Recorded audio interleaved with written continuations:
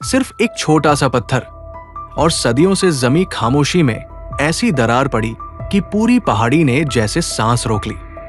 लेकिन क्या होगा अगर किसी सुनसान चोटी पर बैठी पत्थर की मूर्ति सच में जिंदा हो जाए, और वो सिर्फ देखती न हो बल्कि इंतजार कर रही हो उस इंसान का जो उसकी नींद तोड़े? अगर आपको ऐसी ही रहस्यमयी और रोंगटे खड़े कर देने वाली कहानियां पसंद हैं, तो वीडियो को अभी हल्का सा लाइक कर दीजिए, क्योंकि आगे जो होने वाला है वो आपको आखिर तक स्क्रीन से हटने नहीं देगा। भारत के उत्तर में बादलों से घिरी एक वीरान पहाड़ी है, जहां की चोटी पर सदियों पुराना पत्थर का एक विशाल बाज खड़ा है, पंख फैले हुए, आंखें घाटी पर टिकी हुई।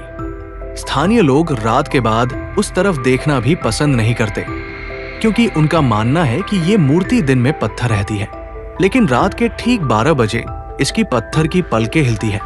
कई सालों तक इसे बस कहानी समझा गया, जब तक कि 5 दोस्तों का एक ग्रुप रोमांच के चक्कर में वहां कैंपिंग करने नहीं पहुंच गया।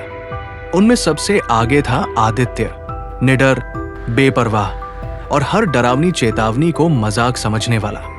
शाम ढलते ढलते उन्होंने चोटी के पास टेंट लगा लिया। शुरुआत में सब सामान्य था, लेकिन जैसे जैसे रात गहरी होती गई, मूर्ति के आसपास की खामोशी अजीब तरह से भारी लगने लगी, मानो पहाड़ खुद सुन रहा हो। क्या उन्हें तभी वापस लौट जाना चाहिए था? शायद, लेकिन जिज्ञासा अक्सर खतरे से तेज दौड़ती है। रात 11:58, आग धीमी पड़ रही थी, और मजाक करते करते आदित्य मूर्ति के पास पहुंच गया। उसने हंसते हुए उसके पत्थर के पंजे को छुआ। कुछ नहीं हुआ। बाकी लड़के भी हंस पड़े, और यही हुई सबसे बड़ी गलती।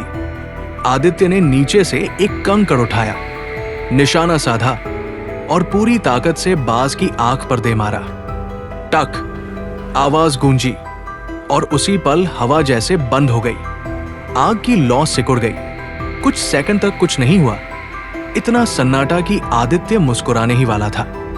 तभी कड़क कड़क कड़क सूखी पत्थर टूटने जैसी आवाज आई। सभी की नजर धीरे धीरे ऊपर उठी, और उनके दिल वही अटक गए। बांस की पत्थर की पलक हल्की सी ऊपर उठ चुकी थी। घड़ी ने 12 बजाए। अगले ही पल उस विशाल पंख ने झटका लिया, और धूल का गुबार उठा। भागो, किसी ने चिल्लाया, लेकिन देर हो चुकी थी। अंधेरे में 2 काली चमकती आंखें घूमी, और भारी परों की आवाज गूंजी, धप धाप। रोहन भागने को मुड़ा ही था कि एक काली परछाई उस पर गिरी, और वो हवा में उठा लिया गया। उसकी चीख आधी ही बाहर आ पाई। अब बाकी 3 बदमाश होकर नीचे भागे, लेकिन पहाड़ जैसे बदल चुका था। रास्ता फिसलन भरा, सांसें टूटी हुई, और पीछे से आती धप धप धप की आवाज और करीब। तभी विकास ने डरते हुए टॉर्च पीछे घुमाई, और उसकी टांगे वही जम गई, क्योंकि बाज अब पूरी तरह जिंदा था, लेकिन उसके पंखों से अभी भी पत्थर की धूल झर रही थी। उसकी चोंच पर ताजा खरोंचे थी। विकास की चीख निकली, और अगले ही सेकंड वह भी अंधेरे में खींच लिया गया। अब सिर्फ आदित्य बचा था, वही जिसने पत्थर मारा था। उसका गला सूख चुका था, कदम लड़खड़ा रहे थे। वो पीछे हटते हटते रुका, क्योंकि बाज अब उसके ठीक सामने झुका हुआ था। उसकी काली आंखें सीधे आदित्य की आंखों में धंस गई, और उसी पल आदित्य को वह दिखा जिसने उसकी रूह जमा दी।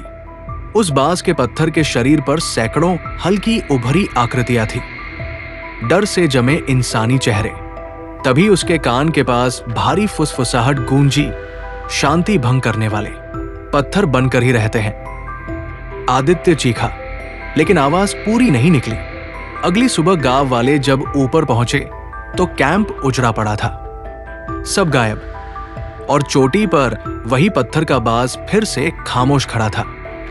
बस एक फर्क था, उसके पंजे के पास 5 नए छोटे पत्थर के चेहरे उभरे हुए थे, डर से जमे हुए। कहते हैं आज भी अगर आधी रात उस पहाड़ी की तरफ देखा जाए तो कभी कभी उसकी पलक बहुत हल्की सी हिलती दिखती है। और कौन जानता है, अगली बार जब कोई उस खामोशी को तोड़े तो पत्थर का बाज फिर से जाग उठे।